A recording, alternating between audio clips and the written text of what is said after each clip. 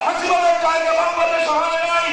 আগামী দিনে যদি কেউ আবার ফ্যাসিবাদের চর্চা করবার দুঃস্বপ্ন দেখে স্পষ্ট বার্তা দিয়ে দিতে চাই, বাংলাদেশের মানুষ আর কোনদিন ফ্যাসিবাদকে মেনে নেবে না ইনশাআল্লাহ।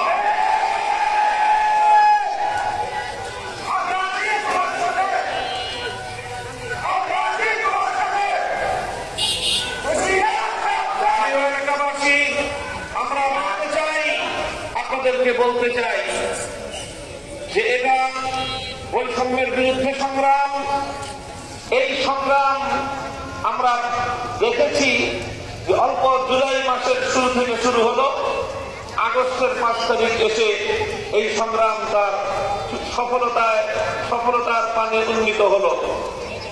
কিন্তু আসলে ব্যাপারটা শুধু এতটুকুই নয়। এই বৈষম্য বিরোধী সংগ্রামে সেনা কর্মকর্তাকে হত্যা করে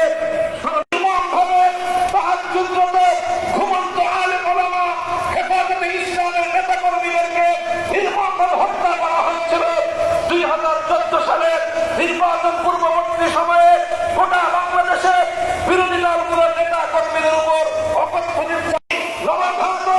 গুজরাটের কসাইকে বাংলাদেশের স্বাধীনতার সুবর্ণ জয়ন্তী উদযাপনের সময় চিফ গেস্ট করে আমন্ত্রণ জানানোর প্রেক্ষিতে তৌহিদি জনতা হেফাজতে ইসলামের নেতৃত্বে শান্তিপূর্ণ প্রতিবাদ জানিয়েছিল। এই অপরাধে খাগড়াছড়ি থেকে ব্রাহ্মণবাড়িয়া পর্যন্ত পাখির মতো গুলি করে 25 জনের মতো আমার ভাইকে হত্যা করেছিল। সর্বশেষ 2024 সালের নির্বাচনের পূর্ববর্তী সময় আপনারা দেখেছেন গোটা বাংলাদেশ জুড়ে কিভাবে ভীতিকর পরিস্থিতি তৈরি করে সাধারণ মানুষজন বাড়িতে ঘুমাতে পারেনি। কেউ গাছের ডালে, কেউ জঙ্গলে, কেউ নদীর মাঝে